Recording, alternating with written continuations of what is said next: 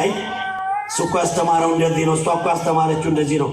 በወንጌል ልንጠግናቸው የሚገቡ ልቦች መጥተው ሰብረን የላክናቸው ብዙ ጊዜ እያለቀሱ እንባቸውን ልናብስ ሲገባ አስለቅሰን የላክናቸው ብዙ ጊዜ አለ። እሱ ግን ቸር ነው። ዛሬም ጉባኤያችን ሙሉ ነው። ስሙ ለዘላለም የተመሰገነ ይሁን። እንደኛ ስንፍና ሳይሆን እንደሱ ቸርነት ዛሬም እንዲያስተምረን መልካም ፈቃዱ ይሆነልን። ለብ ያለ በሉ እስቲ ውሃ። ምን ያለ ውሃ? ምን ያለ ውሃ?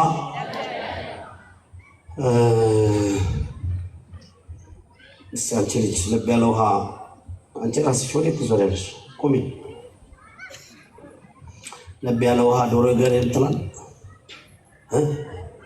ይጥላል፣ አብሲት ያስጥላል። ምንድን ነው የሚያደርገው? ለብ ያለ ውሃ ለምን ይጠቅማል? ለወጣለች ለብ ያለ ውሃ ነው እያገለፈልሽ ብታበይ ሻረፈ አይዞሽ። ለብ ያለ ውሃ ምናልባት አሁን የዘመኑ ቦርጭ ለመቀነስ ምናምን ለሚለው እኔ እዛ ውስጥ የለውበት።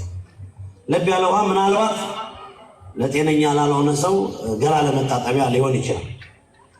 የዚህ መጽሐፍ ቅዱስ ሐሳብ በዚህ በራእየ ዮሐንስ ምዕራፍ 3 ቁጥር 14 ላይ ያለውን ዛሬ ትንሽ ወንድሞቻችን እግዚአብሔር ይባርካቸው ንፋስ እንድናገኝ አገር እንድናይ አንዳንድ ቦታም የነዛ የሰማዕታቱንም ጉዳይ እንድናይ ጊዜ አግኝተው በጠበበ ጊዜያቸው ለ20 ደቂቃ ወጣ ብለን ሄደን ነበርና ይሄን ትምህርት ይሄ ቢሆን ይሄ ትምህርቱ ሐሳብ ትንሽ እንደው በተለይ መሀል ላይ እያረገረገ ያለውን በሃይማኖት ያስቆማል ወይንም ቀጥ አድርጎ ያስይዛል። ኪዳን አድርስ የትም ድረስ ኪዳን አድርሶ የማያውቀው ኪዳን እንዲያደርስ ቢያንስ በሳምንት ባይችል በሳምንት አንድ ቀን እሑድ ግን ቅዳሴ የሚያስቀድስ ትውልድ መፍጠር፣ ቀሪላ ለማልፋት የማንቸስተርና የአርሴናል ጉዳይ አናቱን የደፈነውን የተዋህዶ ልጅ ወንጌሉን ማሳየት። ጨክናችሁ አይደለም ቤተክርስቲያን የተዋችሁት፣ እኛም ደግሞ ጨክነን እንነግራችኋለን። ጨክነን ነው አይደለም ወንጌሉን ረስተነው ኦርቶዶክሳዊ ክርስቲያኖች ሆነን የክፎች ስራ የምንሰራው። ጨክነን መነጋገር አለብን። ሲኦልም የተዘጋጀው በደላላ ገንዘብ ተከፍሎ ማነው ገንዘብ ያለው ላይገባበት፣ መንግስተ ሰማያት ደግሞ በጉቦ የሚገባበት አይደለም። የእውነተኛውን ወንጌል በመመናን እድሜያችን በጣም አጭር ነው። ላይፍ ኢዝ ሾርት ብሎ ፈረንጆቹ እንደፈለጉ የሚሆኑት ህይወት አጭር ስለሆነ ነው። በዚህ አጭር ዘመናችን አለባይ መሆን የለብንም። ማምላክ በተለይ ኦርቶዶክሳውያን በየሄድንበት ሰክሰስ መሆን አለብን። ማናጀሩ በስነ ስርዓት ማናጀር መሆን አለበት።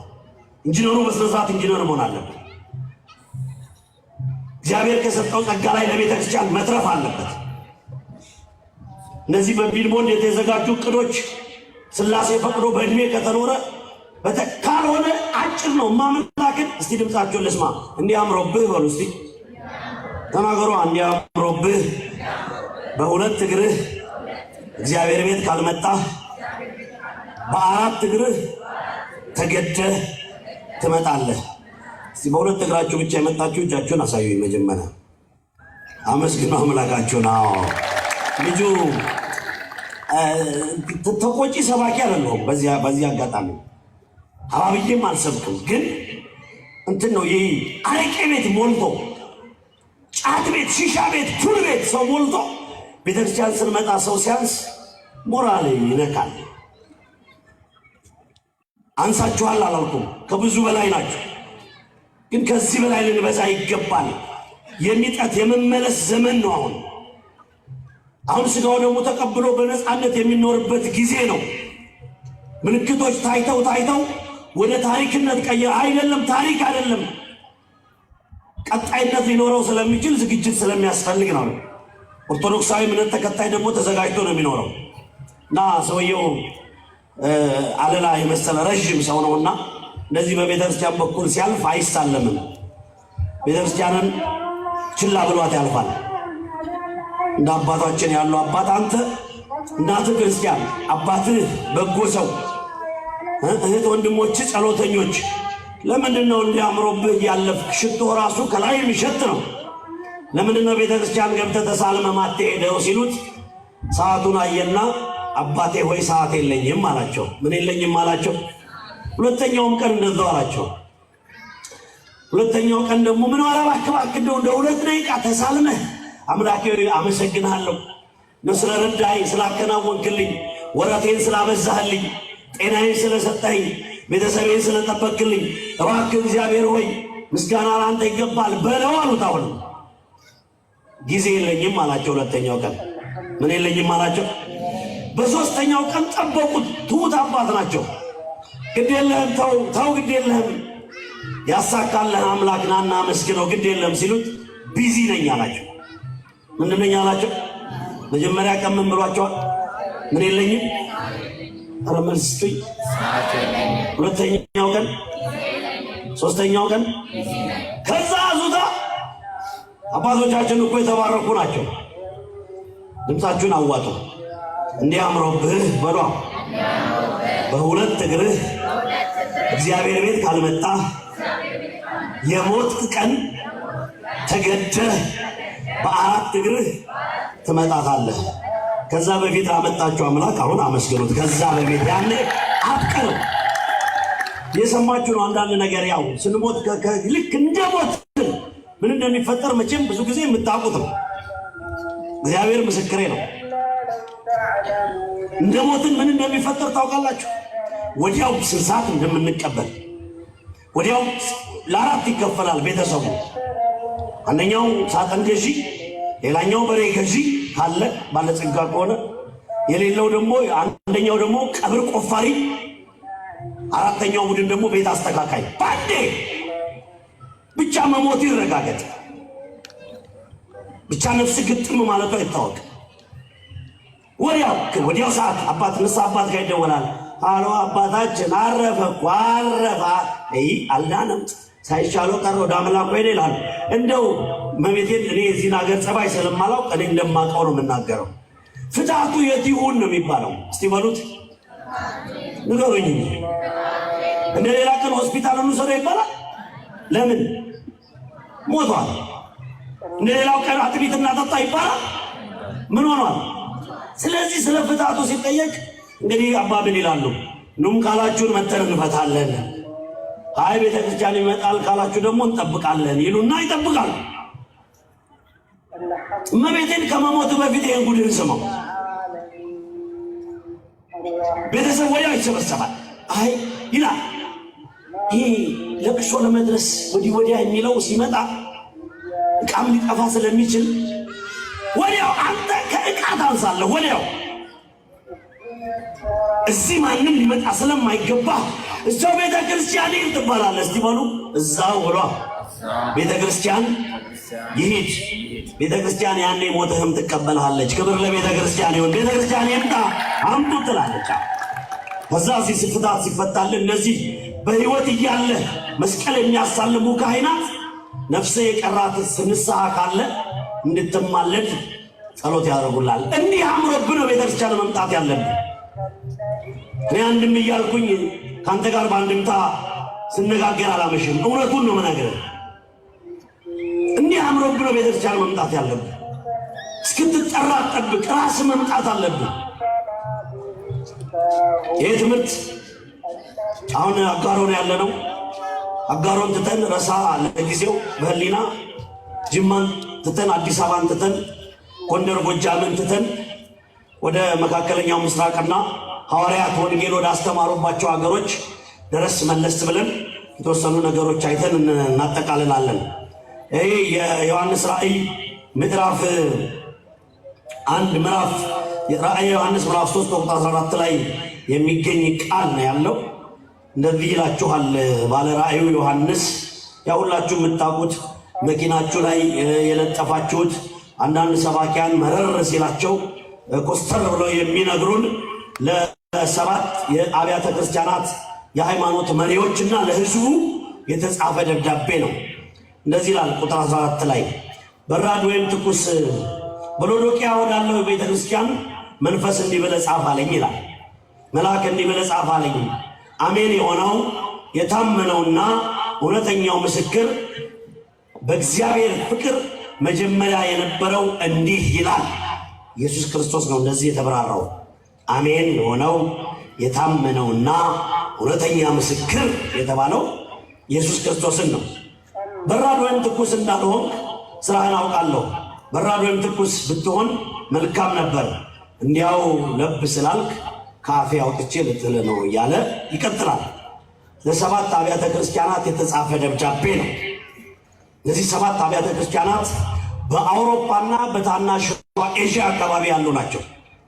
እነዚህ የሐዋርያት እግር ደርሶ ወንጌልን በቀጥታ የተማሩ ናቸው። በተለይ ጳውሎስና በርናባስ ደርሰው ቅዱስ ጴጥሮስም ተጨምሮ ሄዶ የክርስቶስን ወንጌል አዲስ ኪዳንን ሰብኮላቸው ኢየሱስ ክርስቶስን አስተዋውቀዋቸው አጥምቀዋቸው ቤተ ክርስቲያን ሰርተውላቸው ሕግ ሥርዓት አስቀምጠውላቸው ሕግና ሥርዓቱን የተማሩትን ወንጌል ችላ ወደ ማለት የገቡ ሰባት አጥቢያዎች ነበሩ። ለእነሱ የተጻፈ ደብዳቤ ነው። የመጀመሪያው ኤፌሶን ናት። ኤፌሶን የምትባለው ሀገር አሁን በእናንተ ቋንቋ ቱርክ ኢስታንቡል የምትባለው ሀገር ናት። ወይም ቁስጥንጥንያ ኮንስታንታይኖፕል የምትባለው ሀገር ናት።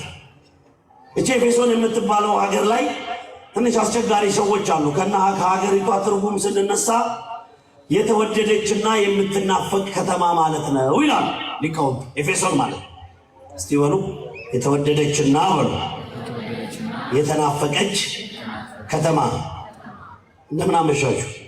እስቲ እዚህ ሀገር የምትኖሩ እጃችሁ ነው አመስግኑበት አምላካችሁ። ግድ የለም በሰላም አጋሮ የምትወደድና የምትናፈቅ ከተማ ናት ወይ ነው? ለኔ ናት። ባትሆን ኖሮ በ15 ቀን አልመለስም ነበር። ኦርቶዶክሳውያኑ መልካም ስለሆኑ አመስግኑ። ካልሆነ ለምን ሚስኮን ታደርጉታላችሁ? መልካሞች ስለሆናችሁ ወንጌል ስለምትወዱ የአባቶቻችሁን እውነት ተቀብላችሁ የምትኖሩ ስለሆናችሁ ካህናቱም በጥራት ስለሚያገለግሉ አቤት አቤት ዛሬ ሌሊት የሰማሁት ማህሌት ብዙ እንዴት አይነት ሊቅ ነው! ገና 2 ሰዓት ይህንን አፕሮች ማስቀጠል ነው ጌታዬ። ሌላ ምኞት የለህም። ይህንን ጸጋ ማስቀጠል ነው። እኔ ሊቃውንት ያመለጡ ቀን ጉድ ነው የሚፈላው። እና ኤፌሶን ማለት የምትወደድና የምትናፈቅ ከተማ የሆነችው ሐዋርያት ወንጌል ስላስተማሩባት ኢየሱስ ክርስቶስ ስለተሰበከባት። ከዛ በፊት የምትወደድና የምትናፈቅ ከተማ አልነበረች። አስቸጋሪ ሀገር ነበረች። ነቢያቶቿን የበላች የቆረጠመች። ሄደው ወንጌል ሲያስተምሯት ተስተካከለች። የጎደለብን ነገር ካለ መድኃኒዓለም ያስተካክልልን። ሁለተኛዋ ሰምንሬስ ትባላለች። ሰምንሬስ ማለት መራራ ከተማ፣ እንደ ከርቤ የማትመች የምትጎመዝስክ ማለት ነው። ሐዋርያት ሄዱና ጳውሎስና በርናባስ ሄደው ሰምንሬስ ሂደው የሐዋርያት ሥራ ምዕራፍ 3 ላይ ስሟም ተጠቅሷል። የሐዋርያት ሥራ ሮሜ ምዕራፍ 2 ቁጥር 29 ላይ ቅዱስ ጳውሎስ ስሟን ጠቅሷታል። ሰምንሬስ የምትባል መራራ ከተማ፣ ሰው ቀና ብሎ የማይሄድባት ከተማ፣ ሰው የማይከበርባት ከተማ፣ የሰራ የማያገኝባት ከተማ። ሐዋርያው ጳውሎስና በርናባስ ሄደው ሰምንሬስን ወንጌል ሲሰብኩባት ጣፋጭ ከተማ ሆነች። የወንጌል ውጤቱ ይሄ ነው። ሶስተኛ ጴርጋሞን ትባላለች። ወጣችሁ ወዲያው ከዲላ ከአጋሮ ከበደሌ አስወጥቼ አውሮፓ ወሰድኳችሁ። በቃ እንግዲህ ምነው እኚህ ሰውዬ ወይም ቪዛ መጥተው አውሮፓ አልወሰዱንም እንዳትሉ። ወንጌል ላይ በወንጌል ሁላችንም አንድ ስለሆንን ኢትዮጵያ ራሷ ከ49 ጊዜ በላይ ኢትዮጵያ ኢትዮጵያ ኢትዮጵያ ተብላ ተጽፋለች። 1-3 ቦታ ላይ ነው በመራራ የተጻፈችው። ሌሎቿ ግን በጣም ከነ ክብሯ ከነ ልዕልናዋ ነው የተጻፈችው። እቺ ጴርጋሞን የምትባል ከተማ ደግሞ በኃጢአት ከፍ ያለች ከተማ ናት። በበደል ለአንድ ጊዜ የእሱን ነገር ተወው የእሷን ነገር ተወው የሚባልብን በደላችን ጥግ የደረሰም ሰዎች አለን። እኛ ስንበዛ ነው ከተማም የሚረገመው። ሐዋርያው ጳውሎስ ሄዱና ዝቅ አለካታ ጉልበተኛውን ጉልበት የእግዚአብሔር ነው፣ አስማተኛውን መተት ይገላል፣ ያላቀሙ ድሆችን የሚያስጨንቀውን ሰው የድሆች እንባ ጎርፎ ነው ይወስዳል እያለ እያስተማሩ አስተካከሏት። ሌላኛዋ ቲያጥሮን ትባላለች። ያለማቋረጥ በሉ እስቲ ተናገሩ። ያለማቋረጥ ኃጢአት የሚሰራባት ከተማ ጴርጋሞን በጣም አስቸጋሪ ከተማ። እኔ የዩቲዩብ አድናቂም የቲክቶክም ተከታታይ ብዙ አይደለሁም። ሰው ስለሆንኩኝ ሞባይል ስላለኝ ላይ የሚችል ሰው ነኝ። አሁን ኒንጃ ወዴት እየሄደ እንደሆነ አልገባኝ። ስልችት የሚል ስልችት፣ መመካከል፣ መነጋገር በሚቻሉ አጀንዳ ላይ አደባባይ የወጡ መሰጣት፣ የቤተሰብ ገበና፣ የሃይማኖት ገበና፣ የአባቶችን ክብር እኔ እውነት ከመናገር ጋር አታገናኙት። እውነት ቦታ አለው። የተሰዳደሩና የተጋደሉ ጦርነት የሚያስነሱ ነገሮች መልእክት እያስተላለፉ ጀግንነት ነው ብዬ አላስብም። እና እቺ ከተማ አስቸጋሪ ሆና ወንጌላውያኑ ሄዱና አስተካከሏት። ወገኖቻችን ሀገር የምናስረግመውም ሀገር የምናባረከውም እኛ ነን። ጻድቃን ሲበዙ ሀገር ይባረካል። ጉግማንጉግ ሲበዛ ትውልድ ይጣመማል። ሌላኛዋ ፊላደልፊያ ትባላለች። ወንድማማች እንኳን ባዳና ባዳ ወንድማማች እንኳን ተከባብሮ የማይኖርባት ከተማ ናት። እቺ ከተማ ወንድምና ወንድም ታላቅና ታናሽ ተናንቆ የሚገዳደልባት ነበረች። ጳውሎስና በርናባስ ሄደው ያችን ከተማ ሲያስተካክሏት እንኳን ወንድማማቾች ይቅርና ባዳ እንኳን ተከባብሮባት የሚኖር ከተማ ሆነች። ክብርና ምስጋና ለአምላካችን ይሁን። ወንጌል እንዲህ ያስተካክላል። ወንጌል ጥቅሙ ይሄ ነው። እየሄድኩኝ ነው። ሌላኛዋ ሎዶቅያ ናት። እቺ ሎዶቅያ እኛ የምናመሽባት አሁን እኔ ሰብሰብ አድርጌ ስለ ለብ ያለ ውሃ ማስረዳባት ከተማ ናት። ለእነዚህ ለስድስቱም ደብዳቤ ተጽፏል። ነገር ያለው አስተካክል። የቀደመውን ፍቅርህን ትተሃል። ትናንትና ትጸልይ ነበር፣ አሁን መኝታ በስተሃል። ትናንት በትህትና የተሞላህ ነበርክ፣ አሁን ትዕቢት አፍንጫ ላይ ሞልቶብሃል። ትናንት አዋቂ ነበርክ፣ አዋቂነትን ለመልካም ነበር የምትጠቀመው፣ አሁን ተንኮለኛ ሆነሃል። ትናንት እጆች ለጋስ ነበሩ፣ አሁን ሰብስበሃል። ደግነት እንደ ገደል ርቋል የተባሉ ተነግሯቸዋል። ለዚህ ለሎዶቅያዎቹ ሕዝብ ግን ሎዶቅያ ማለት ፍርድ የተዛባባት ከተማ ማለት ነው። እስቲ በሉ ፍርድ በሉ። የተዛባባት ከተማ፣ እውነተኞች የሚቀበሩባት፣ ጨዋዎች የሚዋረዱባት፣ አጥፊዎች የሚጨበጨብላቸው። ወገኖቼ በዚህ በስነ መለኮት ትምህርት 3 አንቀጾች አሉ።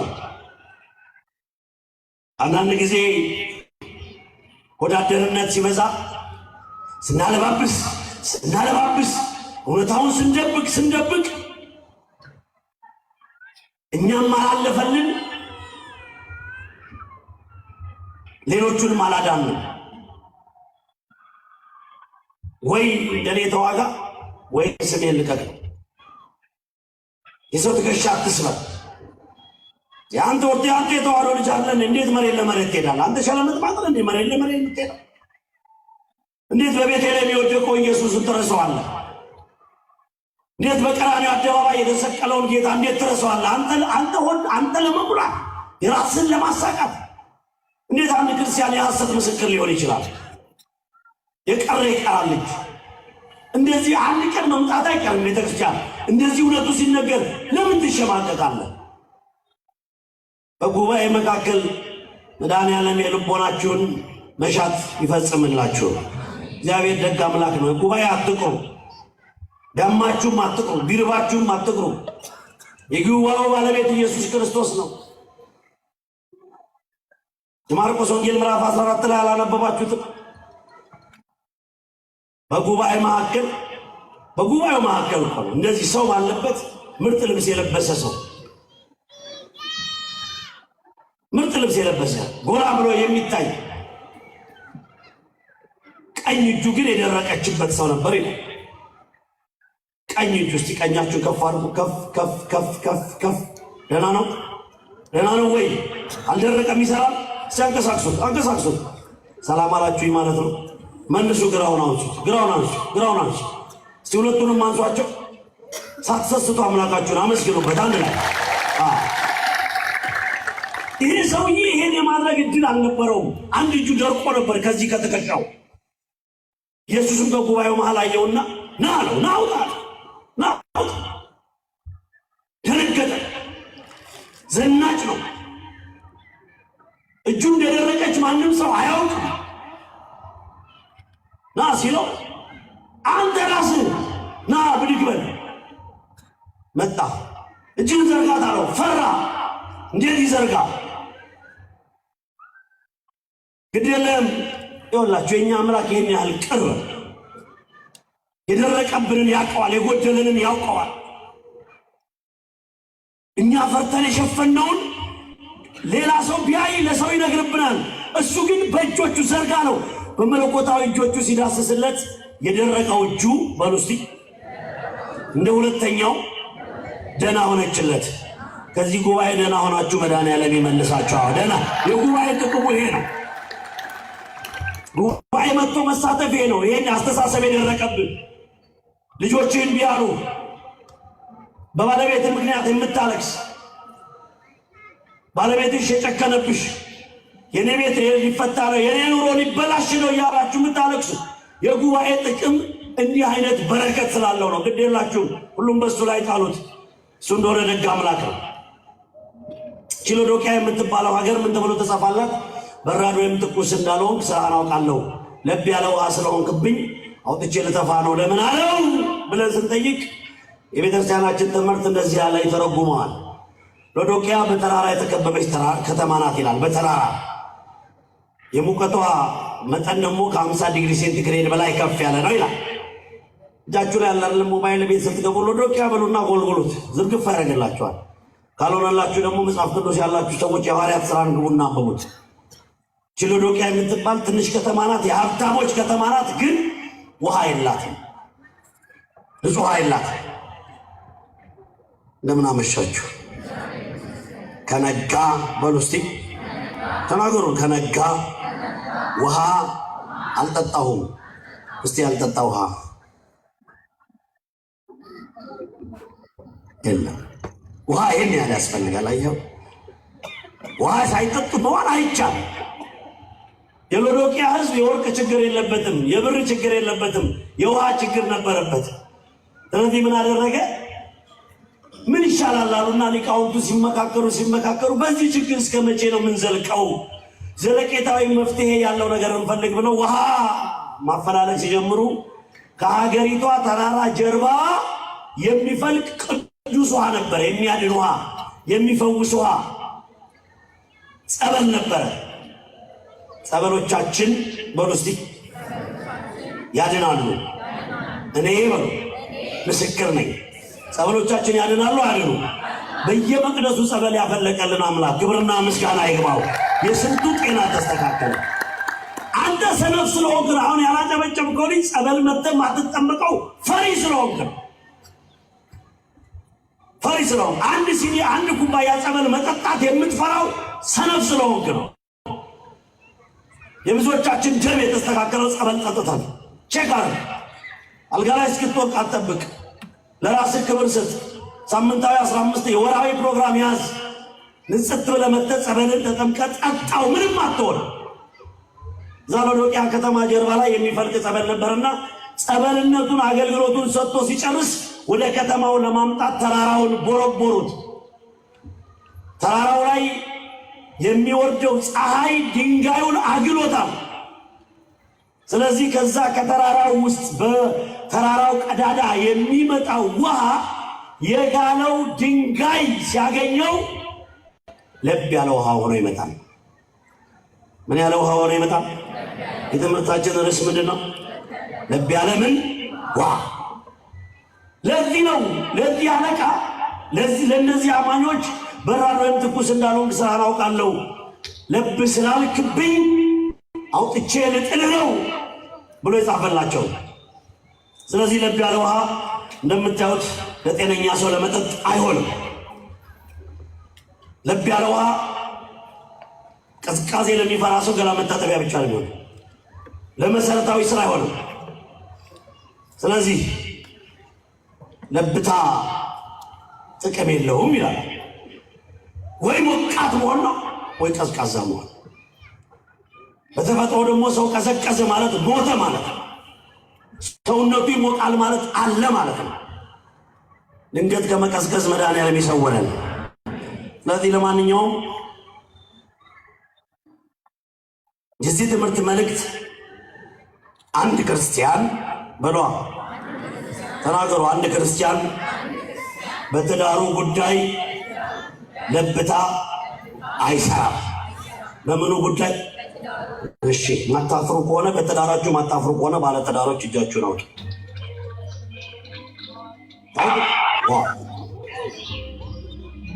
አውርዱ። ትዳራችሁን መድኃኒዓለም የሚጠብቅላችሁ። በትዳር ምክንያት በሏ ለብታ አይሰራም። ከሚስት ወደዛ ከባል ወደዚህ መሄድ አይችልም።